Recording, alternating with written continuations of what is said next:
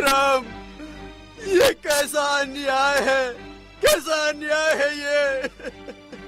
मुझे न्याय चाहिए, न्याय। किंतु हमारे राज्य में धर्मोल्लंघन का दुस्साहस कर कौन सकता है? नारायण नारायण, तुम्हारी ब्राह्मण धर्म के प्रति निष्ठा देखकर देवता भी स्वर्ग में आनंदित होंगे। हे राम, धर्म शास्त्रों का अध्ययन, तप और जप करने का अधिकार केवल ब्राह्मण समुदाय को ही है।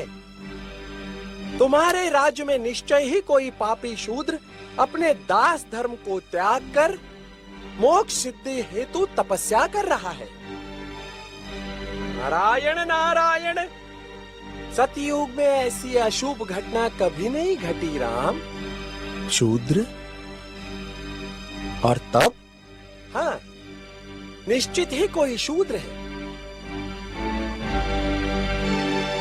मेरे अंतर्ज्ञान से मुझे प्रतीत हो रहा है कि वो पापी दक्षिण में कहीं छिपकर कार्य सिद्धि कर रहा है, धर्मादेश का उल्लंघन कर रहा है। इस संबंध में धर्मादेश क्या है मुनिवर?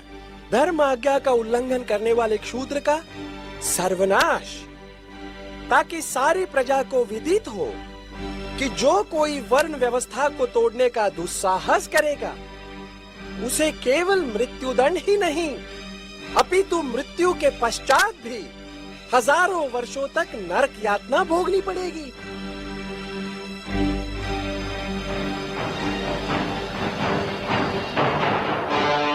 ब्राह्मण देवता को न्याय दिलवाने के लिए उस दुष्ट शूद्र को नष्ट करना हमारा प्रथम कर्तव्य है।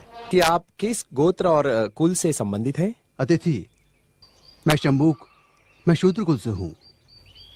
भ्रष्ट कर दिया शूद्र ने, पानी पिलाकर अपवित्र कर दिया हमें।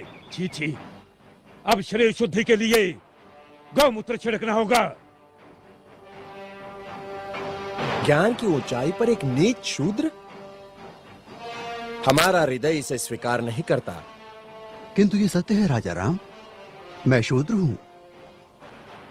ज्ञान की गंगा का स्पर्श मात्र ही जिनके लिए वर्जित है, उनके पास ज्ञान का भंडार असंभव।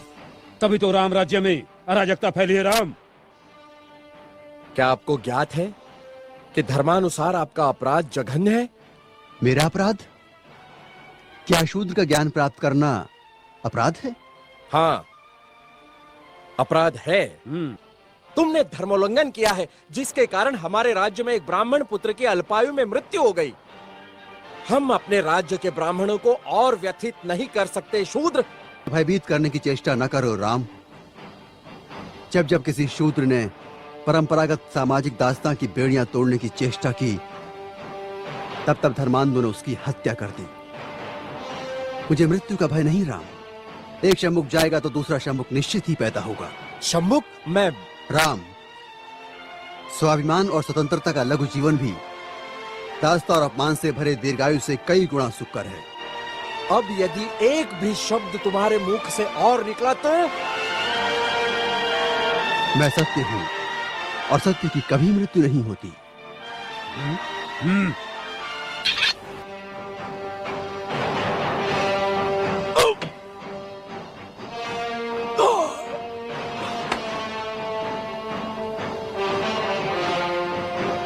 न्याय प्रिय प्रभु रामचंद्र की जय। न्याय प्रिय प्रभु रामचंद्र की जय। न्याय प्रिय प्रभु रामचंद्र की जय।